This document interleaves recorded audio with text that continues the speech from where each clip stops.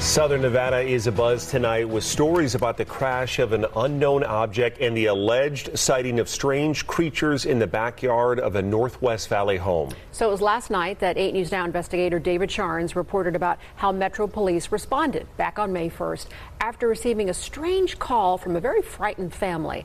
Well, our report generated a global response, and now piecing together the sequence of events has been kind of tricky, in part because the primary witnesses have been almost as elusive as the beings they say they encountered.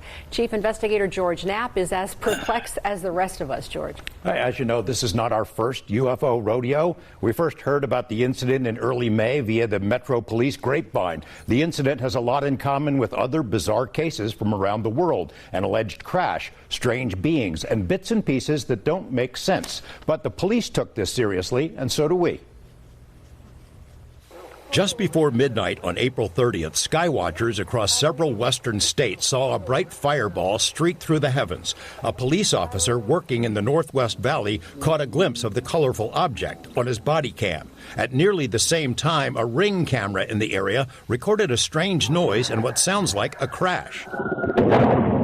One family living in a ranch-style home had a much closer view of the object. Two brothers and their father were working on a vehicle in their yard when they caught a glimpse of a sparkly object as it came crashing down, then were hit by what they describe as a shockwave.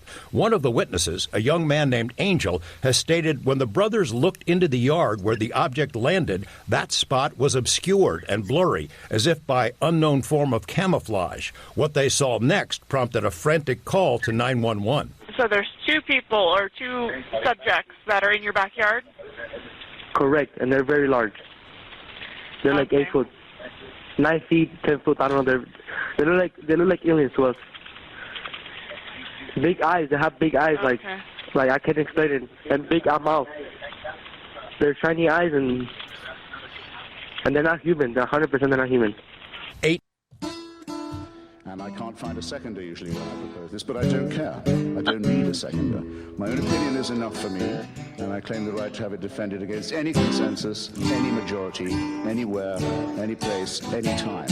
And anyone who disagrees with this, pick a number, get online, and kiss my ass. No representation is made that the quality of legal services to be performed are greater than the legal services provided by other lawyers. I'm Harry Steele. You found Backstory Podcast number 159, Alien Indictment. And to help us break that all down, our participants today are Francis Paul Ripp, consumer advocate from Fairhope. How are things down there? Very good. We have not seen any aliens in the area recently. And Mr. Mosley, how are things in Moody, Alabama? Doing pretty good. Again, I've got no alien reports from Moody. The reason that we're leading with this, there's all kinds of people doing crack in Las Vegas who call the police all the time and say there are aliens in their yard. But this week, a military whistleblower claims the U.S. has retrieved bodies from other species and crashed UFOs. So not only do we have craft that we've been reverse engineering, but the executive branch and the military and military contractors have kept that information from the legislative body, i.e. the Senate and House of Representatives. And this is David Charles Grush, who is supposedly kind of decorated. He went to the National Geospatial Intelligence Agency and had other positions in the government. But interestingly, he was on this it's not UFO anymore. It's unidentified or unexplained aerial phenomenon. Nation in decline. Wow. And yet they go after a popular president, a president that got more votes than any sitting president in the history of our country. Okay, so 7 seconds in, the first untruthful thing. I'd like to point that out. Well, that is true. He has more votes, but of course the country was bigger in 2022 than previously. I have to hand it to him, man. He can do the deadpan thing really very good. Very good. I like the background photograph of the evil man twisting his mustache. Yeah. I think that's just total propagandist. Okay. I mean, the previous two incumbents running for the White House were Barack Obama in 2012 and George W. Bush in 2004. So that's his competition there. And did much better the second time in the election than the first. And they go after him on a boxes hoax, just like the Russia hoax and all of the others. This has been going on for 7 years. They can't stop because it's election interference. So he's kind of got him on the Chicken Little shit, right? I mean, this is the third time. To his advantage, they impeached him on that, Ukraine deal and Hunter Biden thing, the phone call when, that was absurd. The president had an over-the-top phone call, and we're impeaching him over it. I mean, really? And then they impeached him again after he had left office. Right. And that's still being resolved, but, that still seems a bit, over the top. And of course, then they had that special counsel to begin with that Russian story, which was all fabricated by the Democrats. So, and the FBI offered $1 million if he can prove any of it, Mr. Steele. Yeah, and they've come after him with weak loads in the past. So now I think and the Stormy Daniels thing from the New York district attorney. And that looks like another clown show. Yeah, that's going on during the election. That'll be going on. Yeah. You got two more trials tracking behind the federal indictment on Tuesday. There's two more right behind it. Right. Yeah, there's another special counsel out there with the the January 6th stuff, which is kind of weird. I don't think this hurts them with the his core primary Republican primary voters at all. Oh, this whips them up. This is a bad week for Ron DeSantis and everybody else who wants to be president. What you want to be is on stage debating issues with Donald Trump, not sitting in your campaign headquarters watching Donald Trump and special counsels and Hillary Clinton and whoever else wants to comment on this. Suck up their oxygen. Yeah, suck up all their out of the room. Because all those Republican voters that are watching this, not all, but more than enough to win the nomination, are sitting at home like, yeah, they're after our president. All right. He has maintained anywhere between 33 and 37%. When he drops below 30, that's when you'll know it. That's when you know there's real trouble. Well, and this what you had Mike Pence announce this week. There's blood in the water, boys. In a Republican primary, I don't need 51%.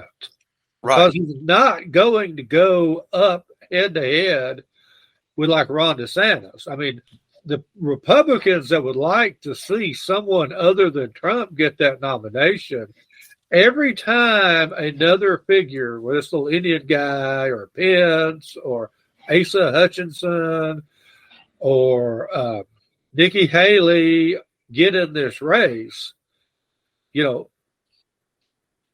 it's a bad day because Donald's got 35. If there's 9 other candidates on the stage splitting the other 65, we go to that first caucus and Donald wins and gets the most delegates. He goes to the second one, beats out like 6 people, has the most delegates. Next thing you know, he strings like 2 or 3 of those together, and it's a fait accompli the way the primary system works. You never need 50% in a field of 8. All you need to be is the number one guy because you're just collecting delegates as you go through.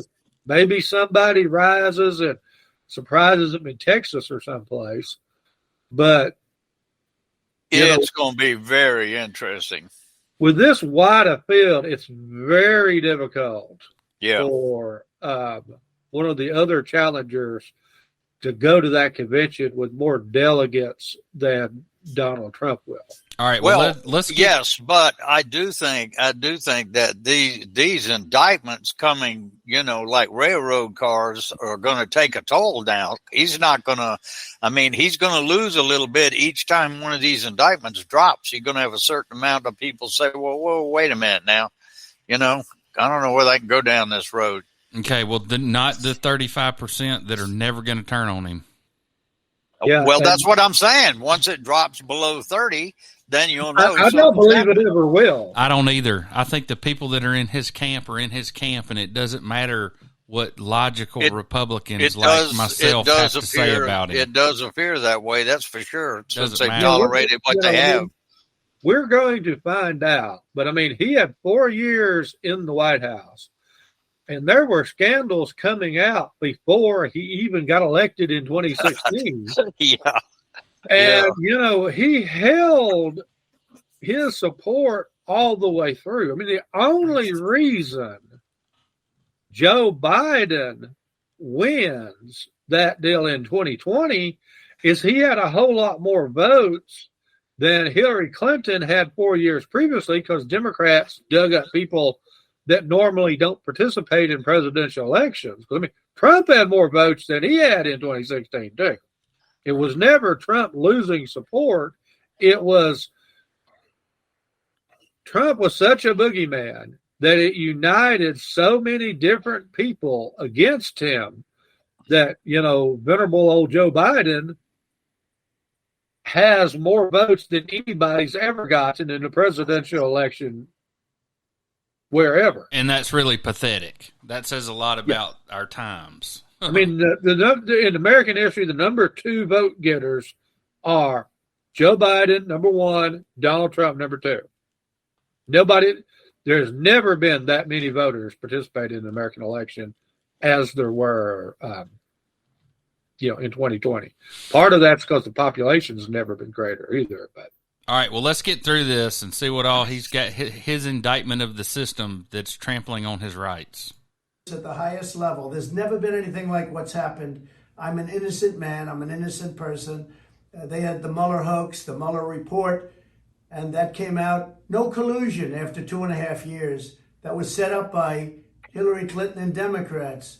But this is what they do. This is what they do so well. If they would devote their energies to honesty and integrity, would be a lot better for our country. They could do a lot better. They could do a lot of great things. Our country is going to hell, and they come after Donald Trump, weaponizing the Justice Department, weaponizing the FBI. We can't let this continue to go on because it's ripping our country to shreds. We have such big problems, and this shouldn't be one of them. It's a hoax. The whole thing is a hoax, just like Russia, just like the fake dossier was a hoax. You saw the Durham report. You saw the Mueller report. It was all a big hoax. You had 2 impeachments, and they lost and we won. He's got a point. The Durham report completely invalidated that entire first 2 years of, special prosecution. Mueller investigated, found out that Paul Manafort was a tax cheat, which I think everybody knew other than Donald Trump. But, all that, collusion with Putin and all the nonsense that just filled up, cable news was nonsense. And the best thing for this prosecution would be if, the DOJ would indict Hunter Biden. Because I know there are things you could indict Hunter Biden for. But that way, if you indict both the former president and the current president's son for unrelated matters, then you've got a defense against your playing a partisan, you've been weaponized by the Biden administration against Republicans.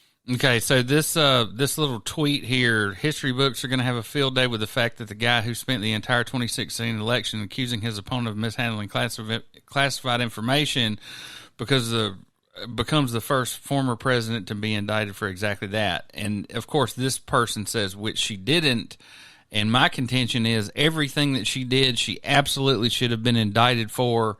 And once again, this was Comey's decision. He said, I looked at what historically we had done with, officials who might have mishandled information.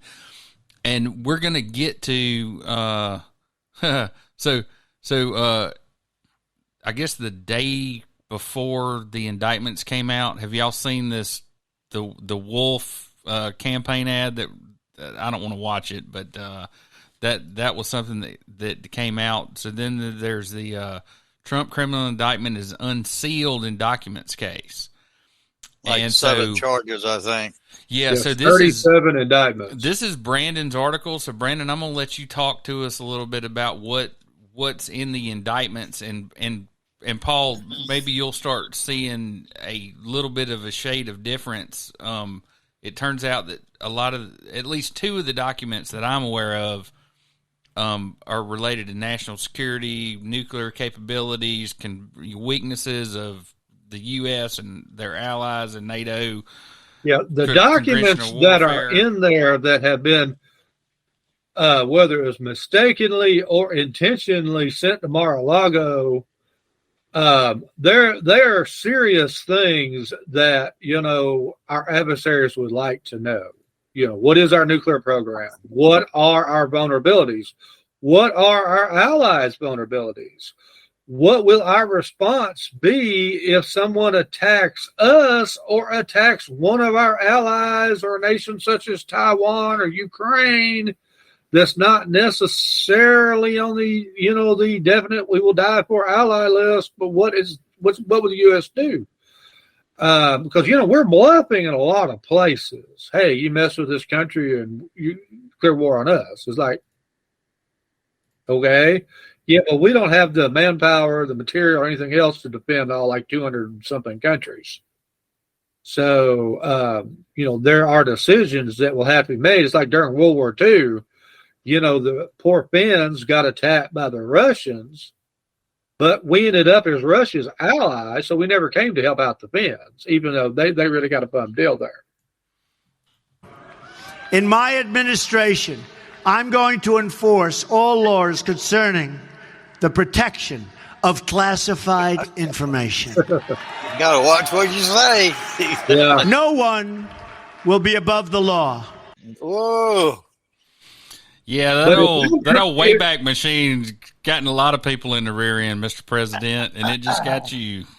Well, look, when Trump is talking about honesty and integrity, I'm not talking about anything specific, but just the sheer weight of everything that has come down on him. I mean, come on, man. I mean, I don't see how he keeps from just cracking with all that kind of pressure, because these other two cases are going to break before the 23. Watch and see. All right, so I can't tell if you guys can see this well or not, but these are the Jack Smith's indictment. I guess there were some photographs that were included. And, I mean, this is like the John, and doesn't this look like Saddam's palace or some shit? Look at this gaudy stuff.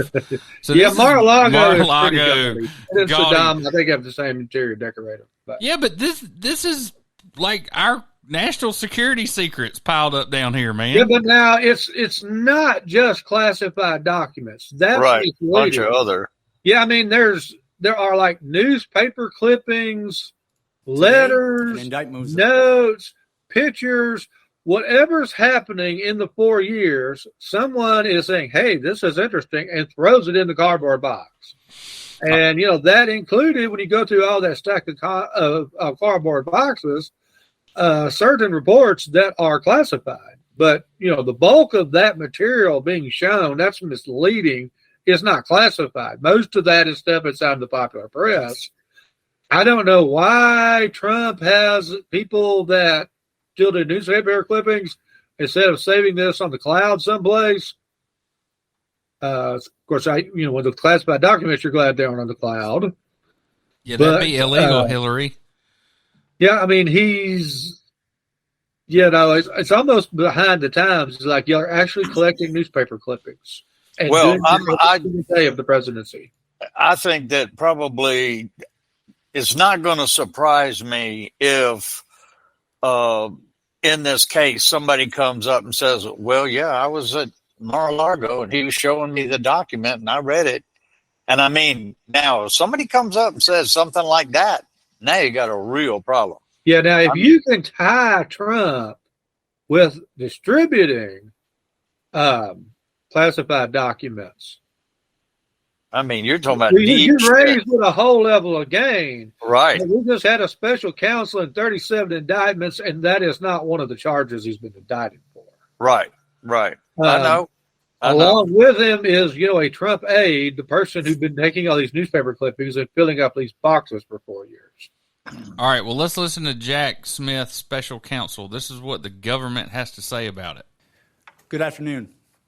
Good afternoon. Today, an indictment was unsealed, charging Donald J. Trump with felony violations of our national security laws, as well as participating in a conspiracy to obstruct justice. This indictment was voted by a grand jury of citizens in the Southern District of Florida, and I invite everyone to read it in full to understand the scope and the gravity of the crimes charged. The men and women of the United States intelligence community and our armed forces dedicate their lives to protecting our nation and its people. Our laws that protect national defense information are critical to the safety and security of the United States, and they must be enforced. Violations of those laws put our country at risk. Adherence to the rule of law is a bedrock principle of the Department of Justice, and our nation's commitment to the rule of law sets an example for the world. We have one set of laws in this country, and they apply to everyone. Applying those laws, collecting facts, that's what determines the outcome of an investigation. Nothing more and nothing less. I think that's patently false. What do you think, Brandon? I think that's utter nonsense. That's a bunch of Hillary bullshit. Clinton, I've been a lawyer for over a decade, and I can tell you that's a bunch of bull. Hillary Clinton, while she was the sitting Secretary of State, was sending active classified intelligence information to a private residence with private employees that worked for her while she was, in the Obama administration. Yep. That was investigated. That was uncovered. All that was proven. People that don't have security clearance, were, administering all that, for a future, I guess, Hillary book or something. And James Comey looked at all that evidence and said, hey, based on how we normally handle important people, I don't see anything wrong here. What Donald Trump did, he has every right as the president to keep his newspaper clippings and his classified stuff with him in the White House. You never know when you might need one of those records. Now, I would hope in 2020 we have better technology than putting stuff in a cardboard box. Where this becomes quasi-illegal and why he's indicted today is he took those boxes, which had the whole history of his presidency, including classified stuff, with him to Mar-a-Lago. Instead of sending somebody through all those hundreds, 50 boxes? Right. And, look at it all one by one and take the classified documents out. Technically, that's illegal. And then we didn't question, so the aid guy was negligent in not doing that. But again, what did the president know and when did he know it? And did he know there were classified documents in these big boxes, which I guarantee you he did not fill up with newspaper clippings and classified documents and what else? There's a little aide dude who spent 4 years compiling all this, and he should have opened up all his boxes and took every. Yeah, better yet, he should have sent all this to a dang crematorium and burned it all. Yeah, right. That's illegal too, but we wouldn't be where we are here. You can't destroy records from the presidency. You have to store it because you go to the National Archives. But okay, Brandon, because one more time, because they don't belong to him, but they belong to all of us, even if they're classified, and that's why we give them to the National Archives keep. Yeah, the National Archives should have. Now they should, ferret out the. Really, this whole job should have been handled by the National Archives. Hey, we've got all these boxes. Your people can come through that have national security clearance and look through all this and make sure I don't have anything with national security clearance and take them out. Yeah. Well, now, what do you know, Brandon, about Walt Nauta, who was also indicted? I don't know much other than he was indicted, and he's a Trump aide. I'm assuming he's the person who gathered all this information. All right, yeah. So Brandon, bring it back down to us. Alabama Republican Party's annual summer dinner fundraiser. Trump is supposed to be the keynote speaker. Where's that? Where and when is that mess going to happen? Details still have to be released. Okay. So when and where is still up in the air. Tentatively, this will be the night of Friday, August the 4th in Montgomery. I'm assuming in the Renaissance Center. I guess with Trump, they might put it in, the Crumpton Bowl. But, in very few short weeks, we can all buy tickets from the Alabama GOP to go see and hear Donald Trump before he's president again or he's indicted again, or whatever. I'm going to be in Belize. Okay, so we've been watching the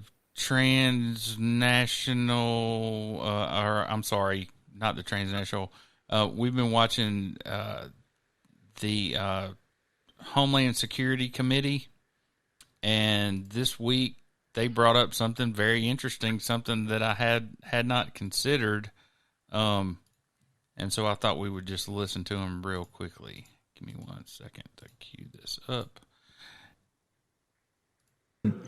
Sir, why do you think the cartels purchase chemicals necessary for the production of fentanyl from China? There's obviously a budding relationship there, and there's an ease to get them, as well as there's a tremendous amount of chemical companies in China that produce the precursors that they need. That's a pretty long trip from China to Mexico, isn't it, sir? Doesn't that increase costs, shipment costs? Sure, it certainly would increase shipping costs, but again, it's obvious that they are successful in acquiring the precursors from China, so they continue to do it. Thank you. In a communist-run country like China, you would think that they would be able to crack down if they wanted to on the supply that's coming over and killing so many Americans. Would you agree with that? Or maybe do a better job of cracking down? I believe they can, yes. Sir, have you ever read the book Unrestricted Warfare? I have. What about anybody else on the panel? Mr. Farah, have you read Unrestricted Warfare? Ms. Maldonado? No. Sir, on the end?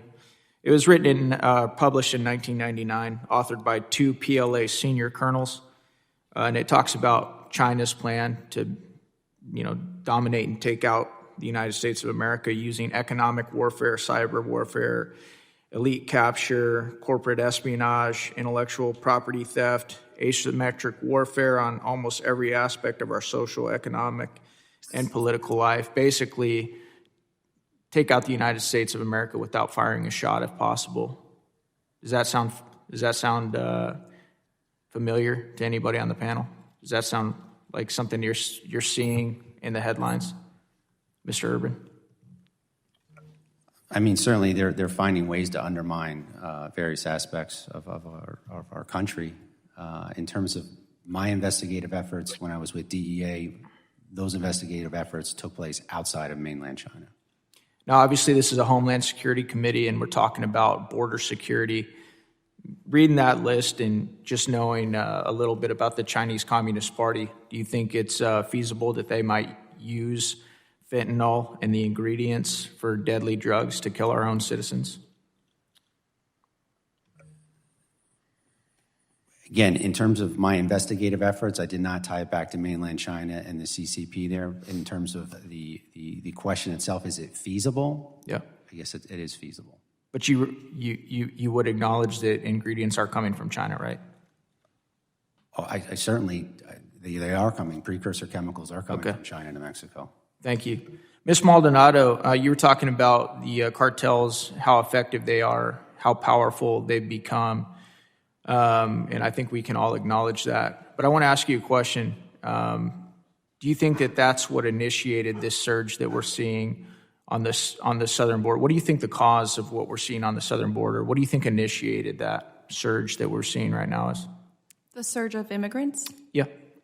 I think it's a lot of reasons. Actually, I was just in Juarez about 3 weeks ago on the Mexican side of the border, and I was able to talk to a lot of the migrants that were there. And I think a big part of it is they're hearing that the border is open, right? And so people are traveling. I mean, there was people there that traveled 8,000 miles with no water, no medical care, because they're hearing that the border is open. They're hearing that their family members, their friends got in, and that's what's taking them straight into the hands of the cartels. An interesting conversation, no? Yep. Well, what do you think, Paul? I think it's logical. Same. Look, do you not think there's countries looking at the United States and saying, hey, they're killing each other with guns?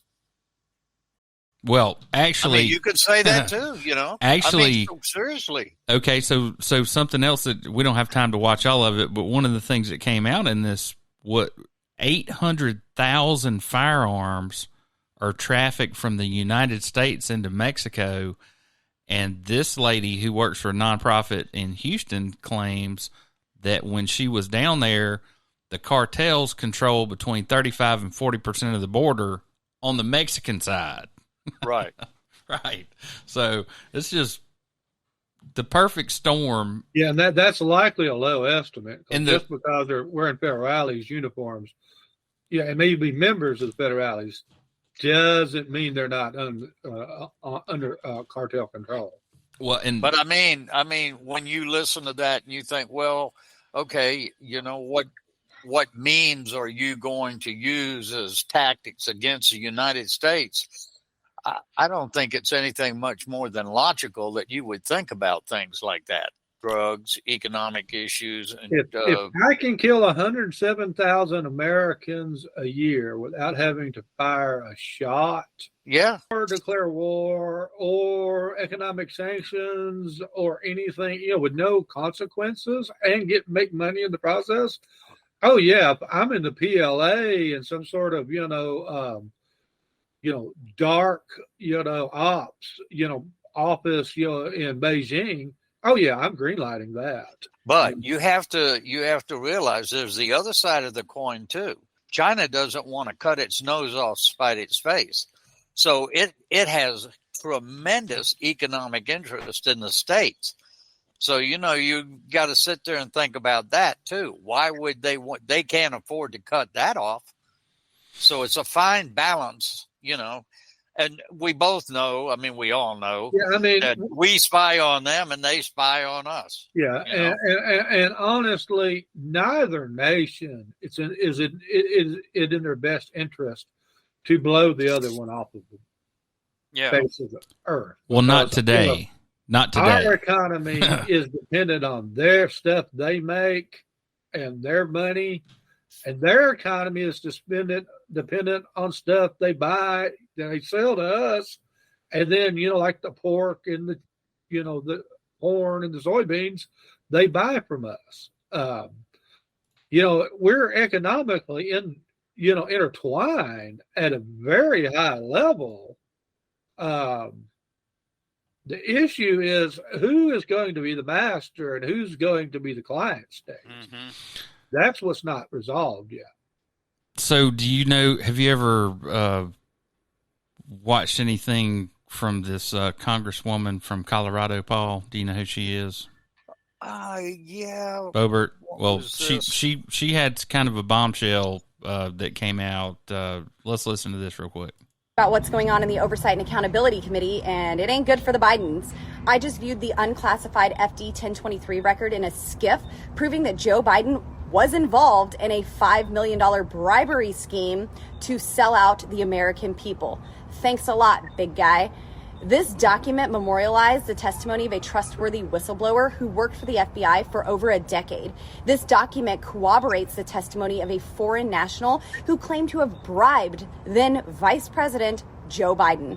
Christopher Wray has refused to comply with our subpoena and release these unclassified documents. Here's Biden's, he's in a press conference the day that statement comes out from her, okay? And this is what he says. The FBI file that you sold out the country, do you have a response to the congressional Republicans? Where's the money? I'm joking. Mr. President, it's a bunch of malarkey. Mr. President, what do you say to Americans? Where's the money, though? God, that's fair. Well, it's in Hunter's bank account, or he snorted it up his nose. No, wait a minute. Don't tell me he took a $5 million bribe. He's a crackhead, and you can't find out where $5 million is? Come on. So it's a bunch of malarkey. I think if this is true, the FBI could find out. But absolutely. Does Christopher Wray want to find out? Is a better question. There's a reason why there's a reason why he's ignoring their subpoena. I mean, if he's got nothing and there's nothing to report, hey, I go down there and talk to him. If I'm covering up, yeah, that's when I don't honor a subpoena. Yeah, I'm not talking to anybody. All right, so let's talk about the elephant in the room, Brandon. The Supreme Court this week ruled against Alabama's redistricting plan. And, of course, the Alabama Republican Party remains committed in every way and works hard to win all seven. You know, regardless of what happens, we're going to win all 7 districts. Does that sound feasible, Brandon? Probably not. Steve Marshall says this case is not over by a long shot, and this is one of, so I guess there were 2 proposed maps that were submitted by, I'm talking about the ones that were submitted by the plaintiffs. Yeah, the plaintiffs. And this is one of their maps, and this shows, you know, by LaBatry and Columbia, Alabama, which is right over here, being represented in the same district, which is ridiculous. Yeah, and I saw another one that stretched it all the way, included Huntsville in this. But yeah, I mean, I was in Montgomery the day, after this, the day this broke that afternoon. And, we were discussing it with, some folks, and it's like, yeah, Mobile is, from where we were sitting, probably a 3.5 to 4 hour drive, depending on whether you're speeding or not, from where we were sitting. Probably by the end of this year, we'll be in the same congressional district. All because and it'll probably stretch, especially looking at this map. Yeah, it stretches all the way to the Georgia line. Okay, so let's do a little quick synopsis of the Civil Rights Act of 1965. So one of the requirements of the Civil Rights Act of 1965 is, if in fact you are changing a district and it's going to have an impact on minorities, you have to get pre-clearance, or you used to have to get pre-clearance from USDOJ, Civil Rights Division. Now, but then the Shelby County case came along, and they said, well, wait, Shelby County no longer has a majority black district. We shouldn't have to do this. So Shelby County was actually the city of Calera. Okay. But it became Shelby County because Shelby County picked up the lawsuit, when Calera started it. But this is over a city council district in Calera. Okay. Which is where is one of the fastest growing towns in Alabama. But we were told that this wasn't going to fly, and we just said, oh, well, we're going to go ahead with these congressional maps anyway, and now the Supreme Court has said, no, Alabama, you're going to have to, okay, so talk to me about the percentage of minorities, Brandon, 27%?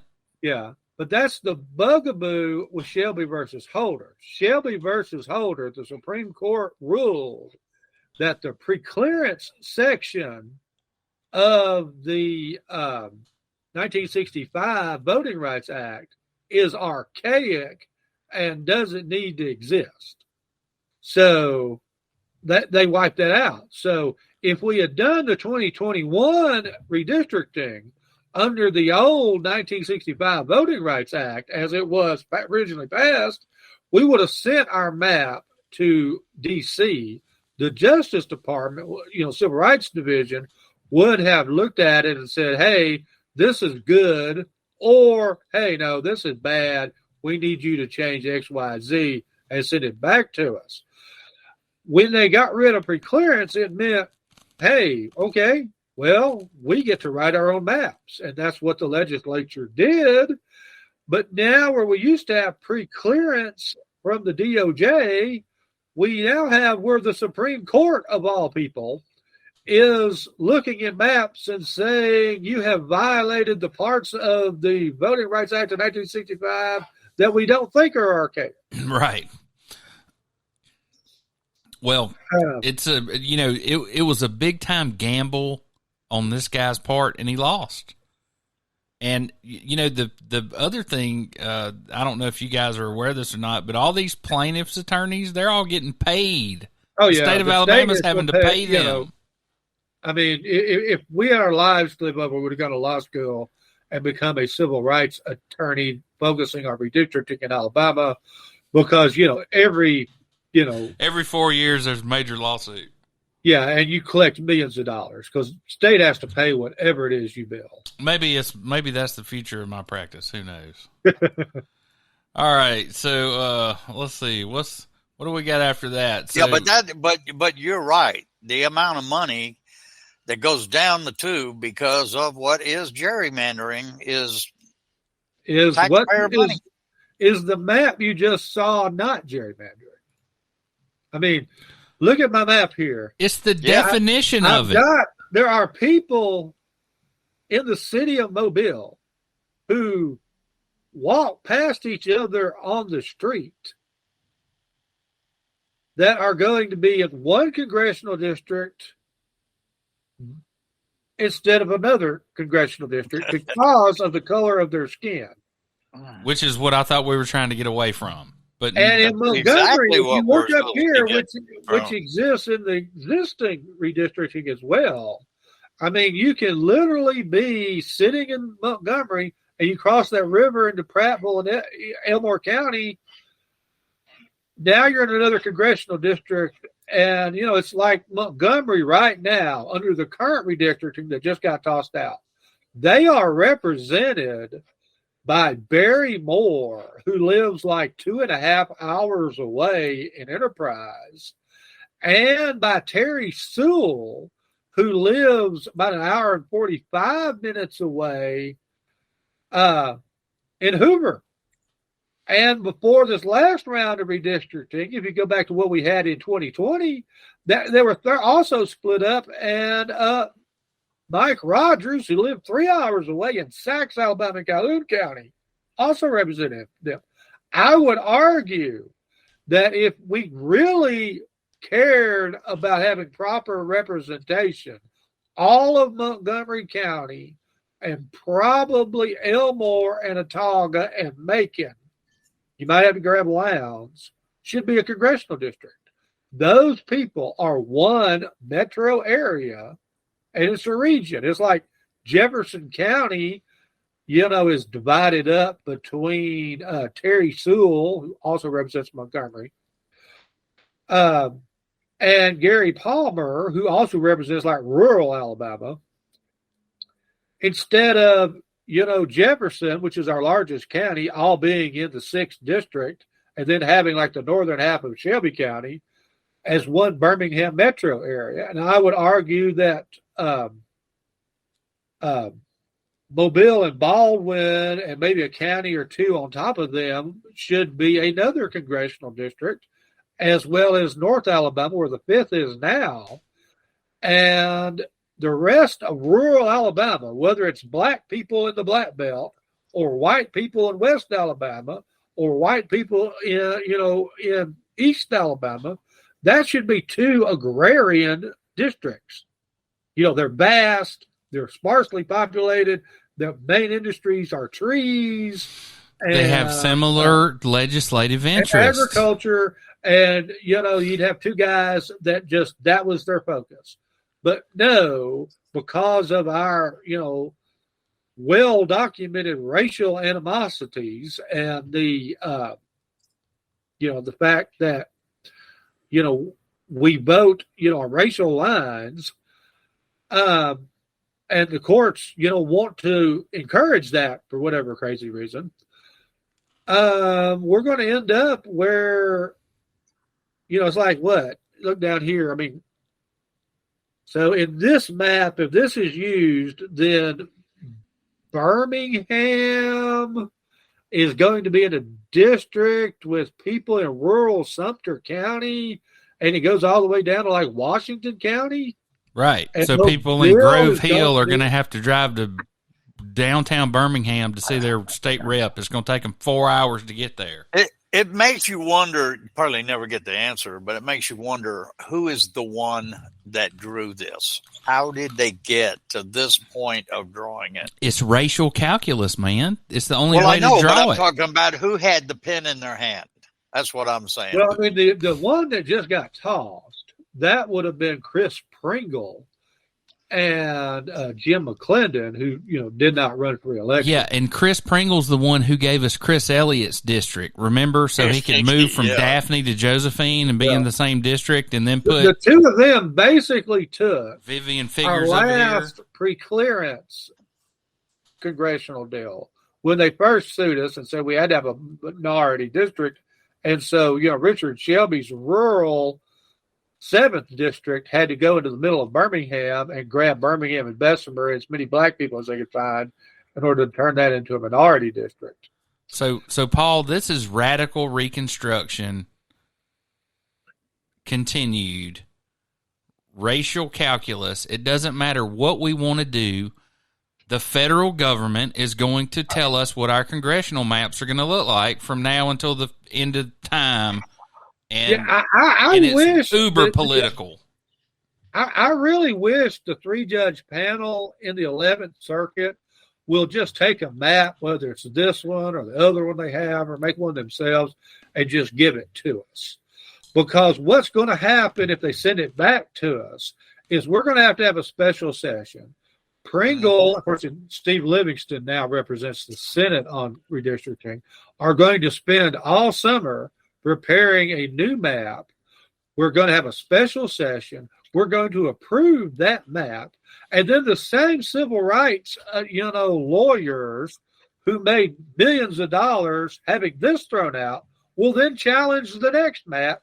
And this will stay up in the air for months until the 11th Circuit and probably the Supreme Court rule on this again. And they might send it back and let's have to do a third map. Okay, so well, I wish the 11th would just say, okay, we won't let you do your own thing. Do this. So, Paul, here's an important point.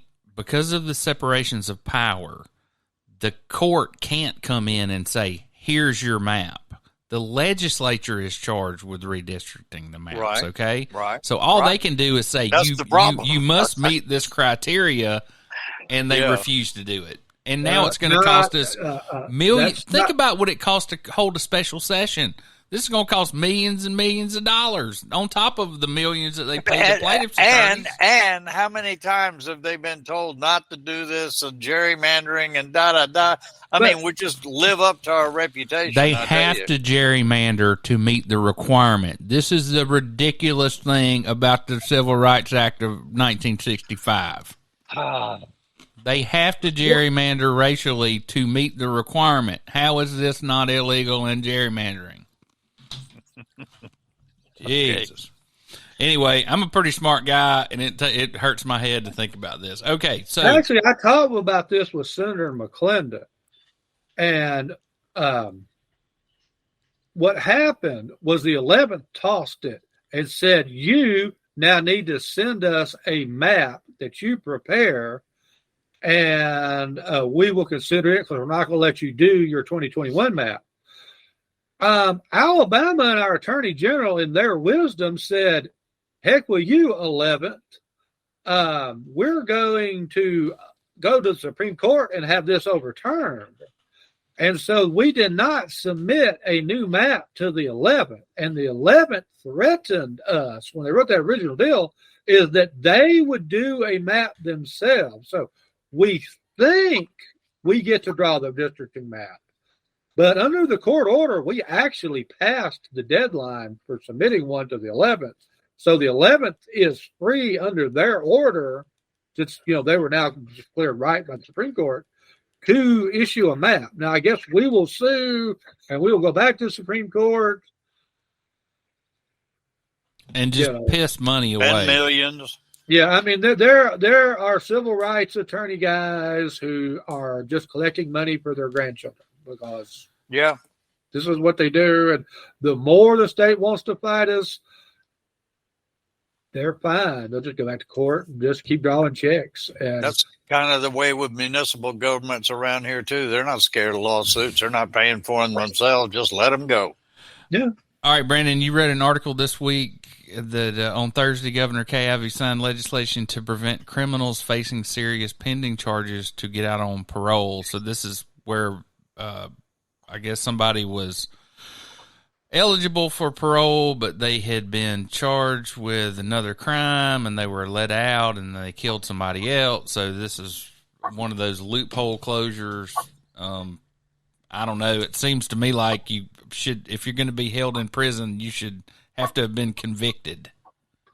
No, what this says is, hey, if you still have serious charges pending against you that have to be adjudicated, because as we've mentioned before on this podcast, that trials in the Alabama system take way longer than they should have because of the dockets that that we can't give you parole. That poor Deputy Johnson that was killed in Bibb County, by a guy, who had just been let out a good time. He had pending charges against him, and it didn't prevent them from letting him out.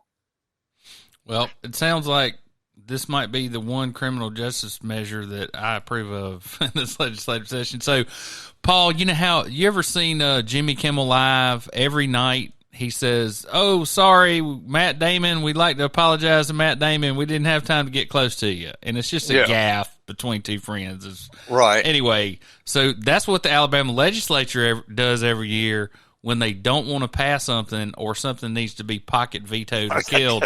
So the Alabama Press Association is very disappointed. The executive director laments failed bill to place deadlines on public information requests, cites opposition from Kay Ivey's office. Well, of course, Kay Ivey's involved in this damn Bridgegate bullshit where they're trying to get her text messages and emails, right? So anyway, it's a perfect storm of bullshit. So here's another one, Paul. Controversial gambling bill. We just couldn't get to it this legislative session. So I know it. Man, they are shameless. So let me tell you how dark my mind is, Paul. You know how we talked last podcast about the $1.8 billion in education discretionary money, and Bill Britt, not I, said 88% of it went north of Birmingham. And then the other little bit that came south went to Mobile County and to USA and Joe Bonner, right? Mm-hmm. So why would Baldwin County lose out? Well, Baldwin County didn't lose out. The most important constituent that our state senator has are not the people of this district. It's the damn Porch Creek Indians. And so they got exactly what they wanted. They get to keep their monopoly, and we lose every other way. You see what I mean? Albritton didn't lose. We lost.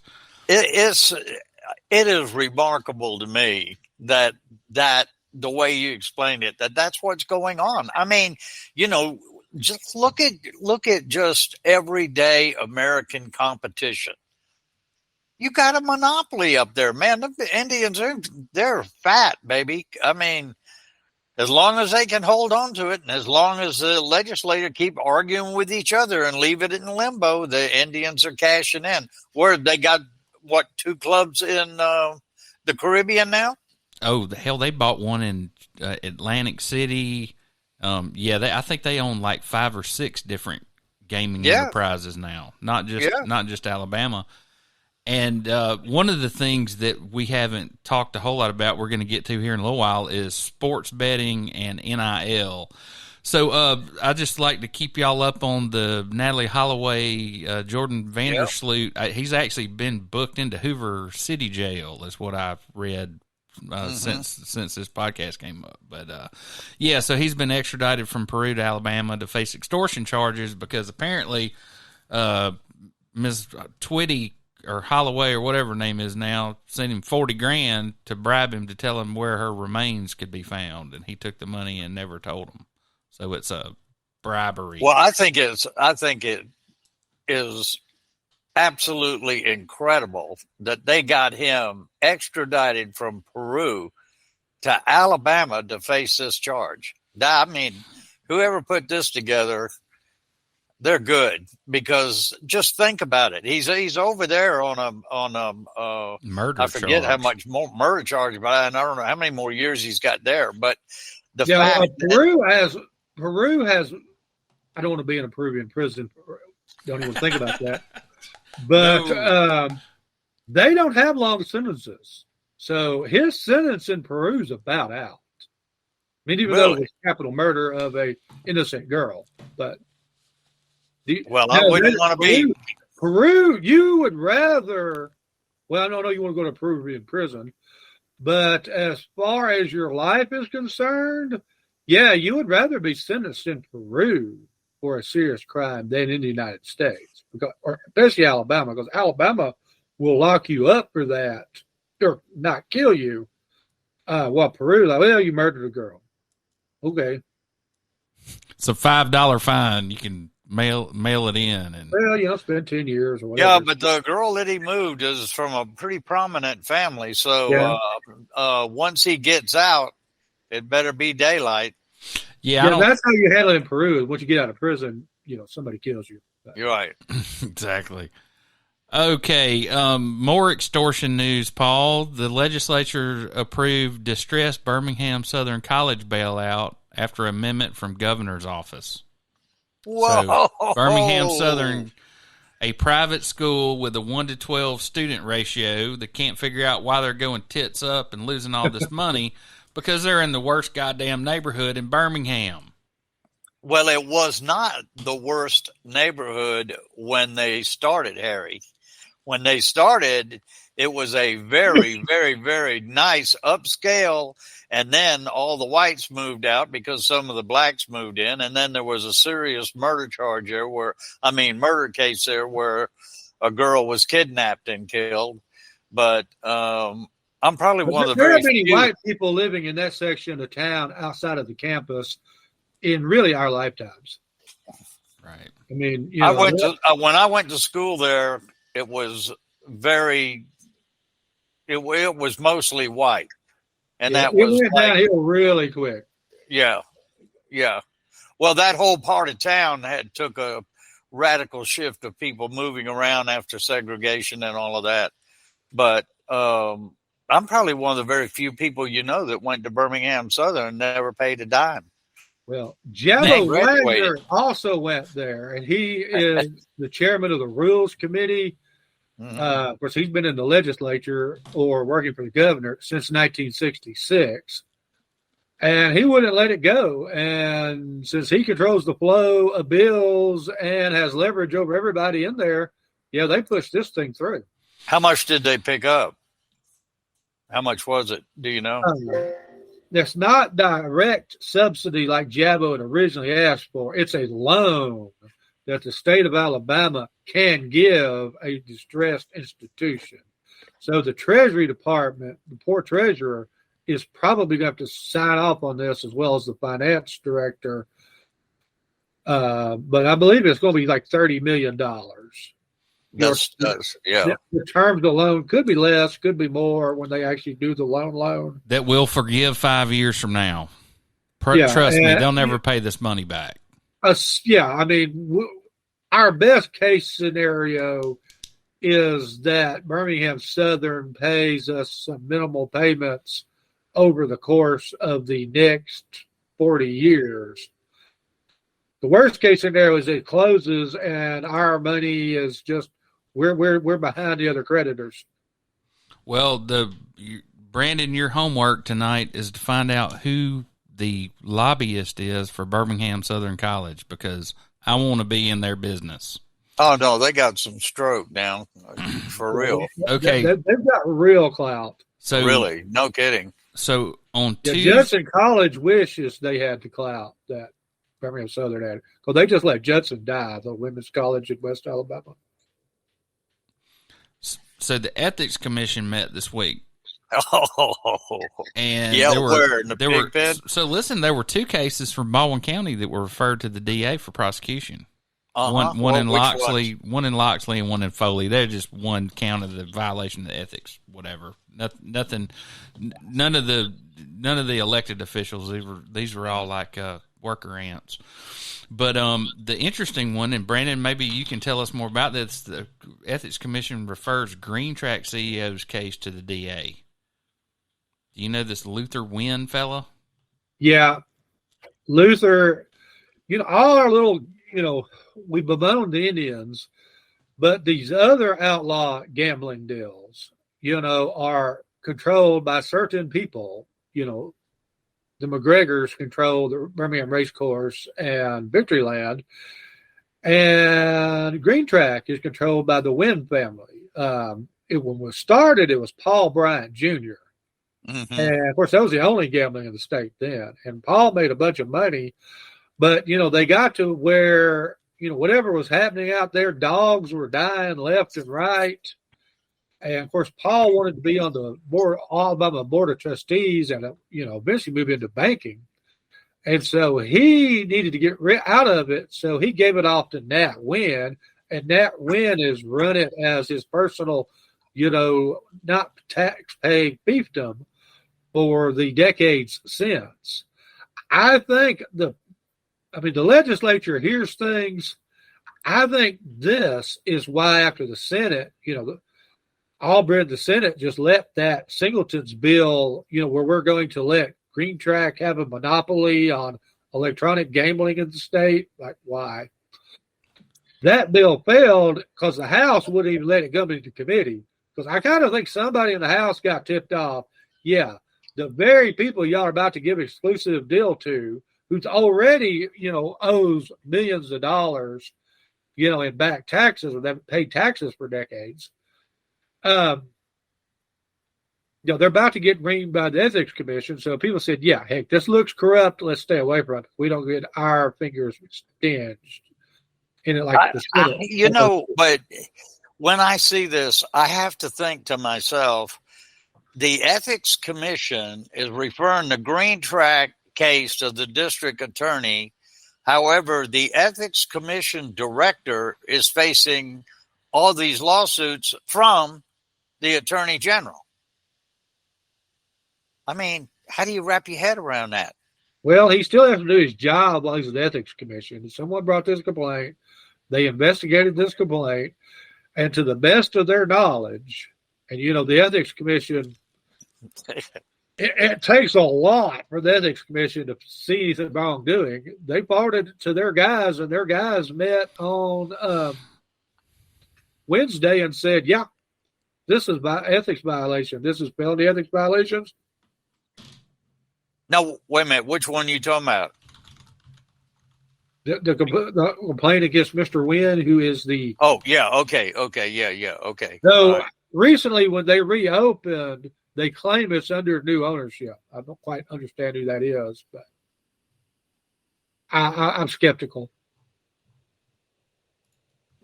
There's actually a pending order from them to hand over like $20 million to the state, or exact number, to the state of Alabama, where they didn't pay taxes for like 20 years. And Alabama Supreme Court had a rule on that. Mm-hmm. Of course, they're still trying to be in business. Is it, so this is in Greene County? Yes, there's only 7,250 people or something like that in Greene County, and it's one of like the top 50 poorest counties in the country, probably the third or fourth poorest in America, in Alabama. Neighboring Central is actually the poorest county. So Greg Griggers is the district attorney for the 17th Circuit. Do you think that there is any possibility that he is not already aware of what's going on at Green Track, the largest employer in his jurisdiction?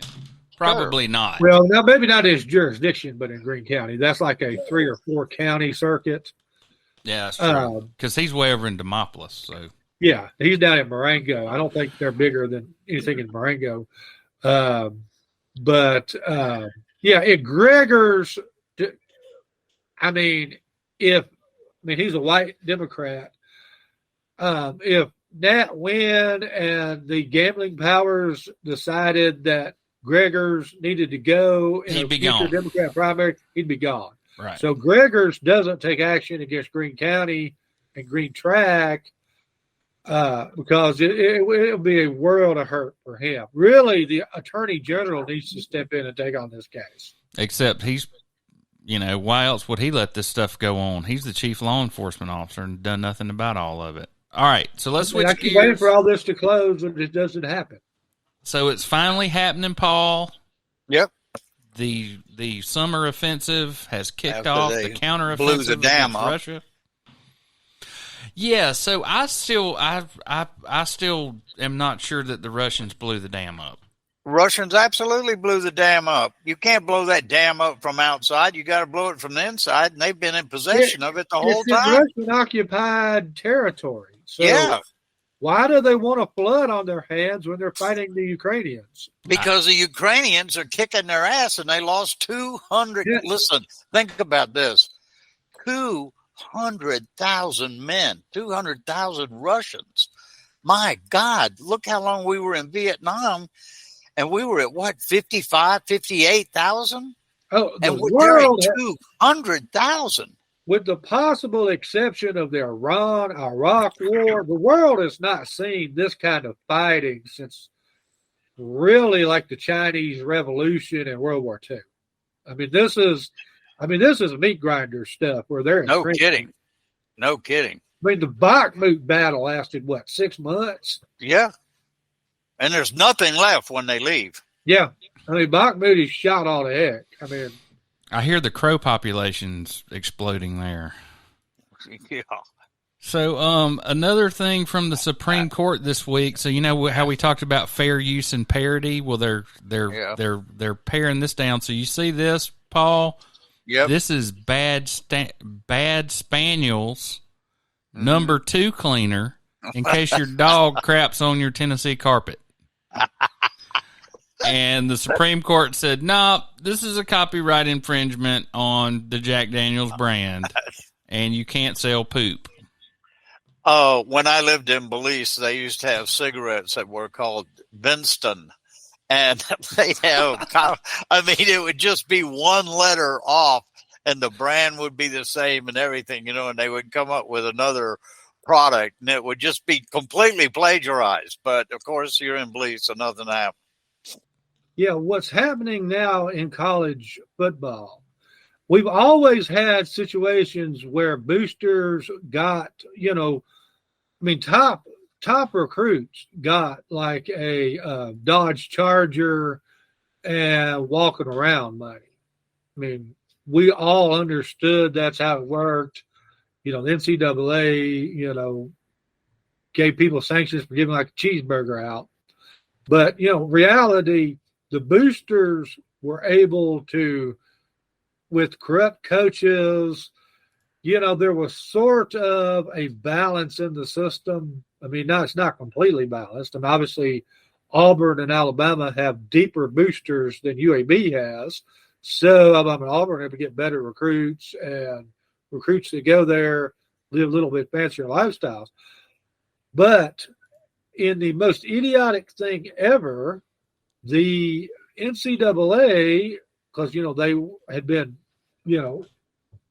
wouldn't let people get cheeseburgers or whatever, or free meals, decided, well, okay, we'll let you have your name, image, and likeness. Now, that was all billed to us as though, okay, so if, like Bryce Young, if, he's got the Heisman, of course, he can own the rights to the Bryce Young jerseys that'll people buy to the deal. And that all made sense ideally.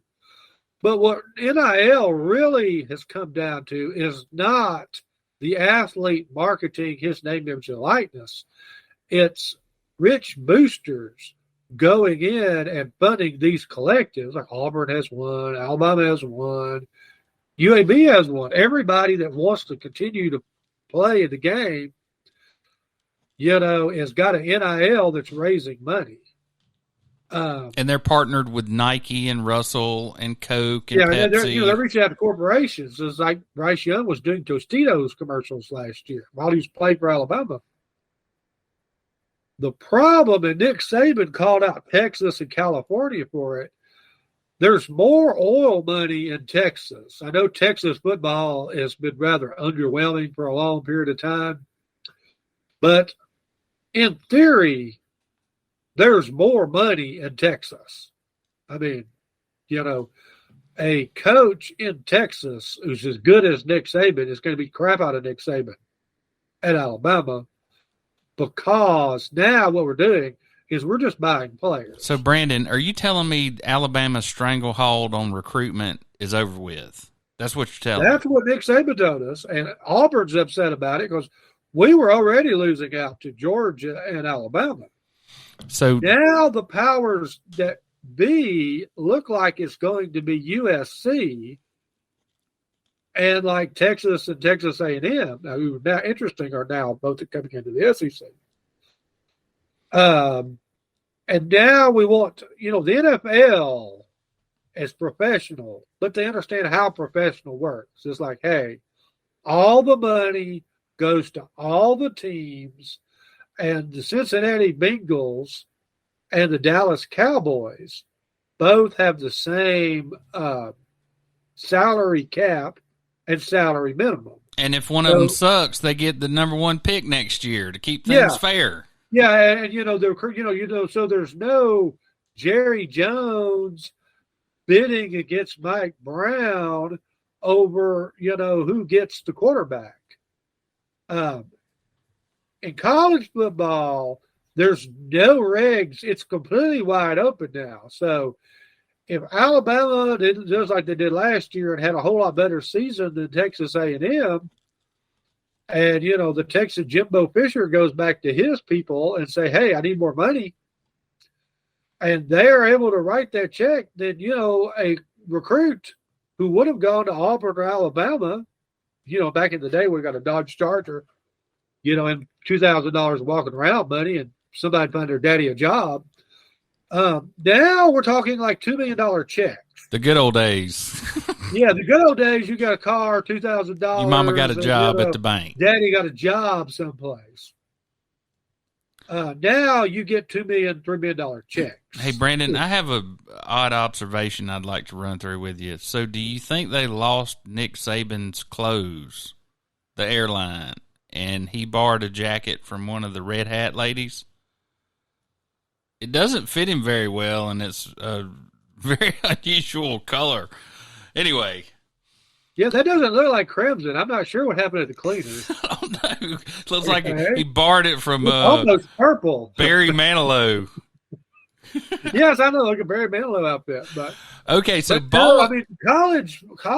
major college athletics is changing right before our eyes. And, if you're, it's always been a haves and have-nots deal because they won't share revenue. That's one reason why the SEC and the Big Ten are cannibalizing all the lower conferences. Used to be the Pac-10 was a cool conference, or the ACC, not anymore.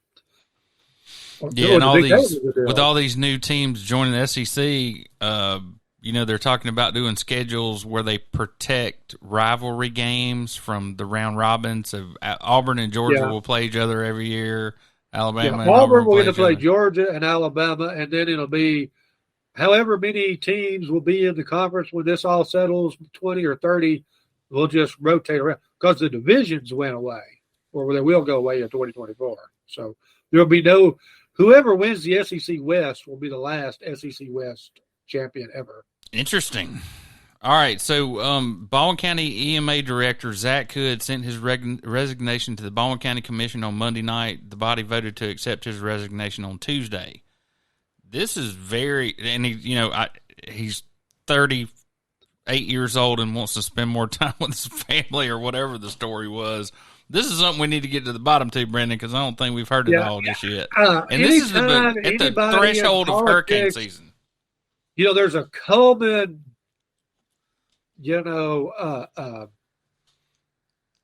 basketball coach that, quit after allegations was that he spanked a girl student, in a non-disciplinary way. He left officially to spend more time for his family. Yeah, I don't know what the story is, but that don't hold water at all. Yeah, you never want to use that line because no one believes you. So these girls weren't coming to stay with you up in Moody, were they? Because they were just happened to be coming through Mobile. The singer-songwriter from L.A., Reiki, and this a brand model. I don't know what that is. Melissa DeFore are set to be arraigned. They're charged with allegedly trafficking $3 million worth of coke. I don't think those two girls can carry $3 million worth of coke, can they? Yeah, girls have big suitcases. Yeah. That's crazy. So I'm serious, little dude. Oh, hey, carry my suitcase out for me. Sure, lady. Yeah, I think they were carrying it from L.A. to Miami or something and just happened to get pulled over in Mobile. So while everything else is hitting the fan, aliens are real, we're indicting people for shit we've never indicted people before. Yeah, the Saudi Arabians took over golf. That was the wildest thing ever. Yeah, and so they're also going to cut oil production to shore up the price. And, of course, Biden, after giving them F-18s and everything else, has said there's going to be major pain if they do this, and we're going to make them pay, and I seriously doubt we will. What are we going to do, buy Russian oil? That's not I think somebody blew that pipeline up. I don't know that we're going to do that. We can't boycott every oil-producing country on the same time.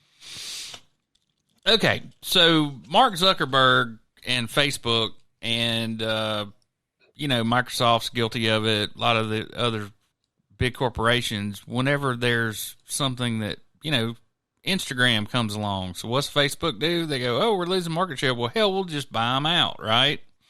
So the parent company Meta is really responsible for this, but it turns out that Instagram has been connecting a vast pedophile network.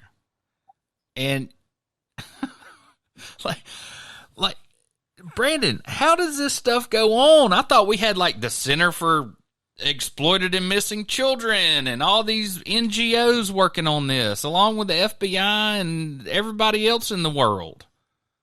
And they're using hashtags on Instagram to barter children. Well, it was like the January 6th thing. How did all those people organize and then storm the Capitol? Because they've got communications now that, are beyond what, our grandparents had. And, so, well, it's like the transsexuals. Nobody heard of transsexuals 30 years ago. We had dudes that wore women's clothes and were weird. We had Corporal Klinger. Right. Yeah, people trying to get out of the army, and that they thought that would be considered insane, which now it's not for whatever reason. Apparently, we're insane because we think it's insane. So all these communications, it's like we're doing a podcast on I don't know how much you're getting paid. I'm not getting paid anything. Our budget here is non-existent. And we can communicate, and however many hundreds or thousands of people out there in internet land can watch if they want to. And so you can create networks of people that in normal life would never, ever meet. Now, that can be great if you're like a, toy train hobbyist or rocket boys or something. But that also means that people that are into weird sex and transgenders or child molesters now have a national network internationally. They have friends that they talk to who share images and, make date recommendations. Right, but I think what's going on here is once you show that you have a predilection and you want to look at this stuff, the algorithm starts pushing child pornography to your Instagram. You know what I mean? It's like if Brandon was interested in bass fishing, all of his Instagram feeds would be everything on bass fishing, right? Yeah. So it's not just that they're using it for a communications tool. It's actually the algorithms encouraging. The algorithms helping these people meet up, right? or driving content. So I call Charlie Sheen, besides giving us the gift of Platoon and his personal life being a goddamn train wreck, his and Denise Richards' daughter Sammy is now posting to TikTok. So. Yeah, anyway, who would have thought that Charlie Sheen's daughter would be some sort of loose woman? I figured she was one of the most chaste women in all of America. Yeah, it's not like, anything she does would, shock or revolt her parents. This is what the other side's up to. If I had to say I was against something fundamentally.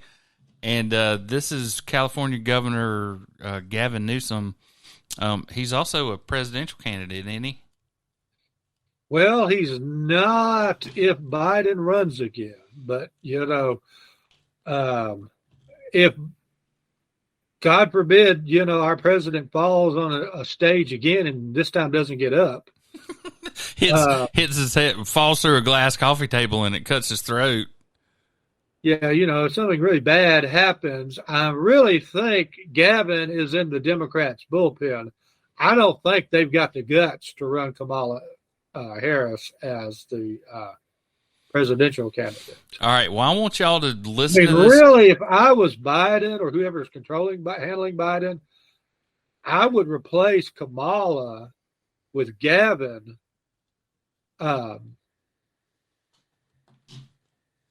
At the convention as the vice presidential deal, because it's sort of like when we had Ainsworth and Governor Ivey both running for re-election this last time. We hope everything is great with their health, but given that, when you get past 80, you can check out rather quickly. Things can go bad. So you need somebody stout who will take over. So we've got Ainsworth, and right now Kamala would be president if something terrible happened. I don't think even Democrats are thrilled with Kamala, but you ever been around anybody? His national deal. Now he's persona. Now he's wanting to amend the Constitution so that we lose a lot of our gun rights. True, but have you ever been around somebody that was on like a benzodiazepine, like Xanax or whatever? That's what I get from her in these interviews. All that giggling and jumping from one subject to another nonsensically. That's what it looks to me like. I think she's like jacked up on benzos. There's no other reason for somebody to talk nonsensically all the time and laugh uncomfortably. I mean, if it was Joe Biden who talked like she talks and, has some of the gaffes that she has, we would say dementia. The word salad stuff, yeah. It's not polite to say someone is impaired. But it's hard to say that when you're 50 years old, you're impaired. Yeah, it's like, impaired by a narcotic. We can't say that about folks because that's really not polite, but I don't know, man. Well, Kamala says things that just makes you go like, what? And it's not just me as a Republican. That's on the Democrat side too. They had a lot of belief in her when they put her on this ticket, and now they're like, oh, please let Joe be healthy. Well, this is his proposal for the 28th Amendment. This will be our outro. So, everybody, we will see you next time. Every time, it's the same. They tell us we can't stop these massacres. They tell us we have to stand by and watch tragedy after tragedy unfold in our communities. They say we can't stop domestic terrorism without violating the Second Amendment, and that thoughts and prayers are the best we can do. I'm here to say that's a lie. In this country, we do have the power to change things, to reclaim our freedom from fear. Our ability to make a more perfect union is literally written into the Constitution. So today, I'm proposing the 28th Amendment to the United States Constitution to do just that. The 28th Amendment permanently enshrines 4 additions to the laws of our land. It raises the minimum age to purchase a firearm from 18 to 21. Because if you can't buy a beer, you shouldn't be able to buy a gun. It mandates universal background checks to prevent truly dangerous people from purchasing a gun that can be used in a crime. It institutes reasonable waiting periods for all gun purchases, and it bans civilians from buying assault rifles, those weapons of war our founding fathers never foresaw. This will guarantee states as well the ability to enact common sense gun safety laws while leaving the Second Amendment intact and respecting America's gun-owning tradition. The 28th locks in the common sense constitutional protections that Democrats, Republicans, independents, and gun owners overwhelmingly support.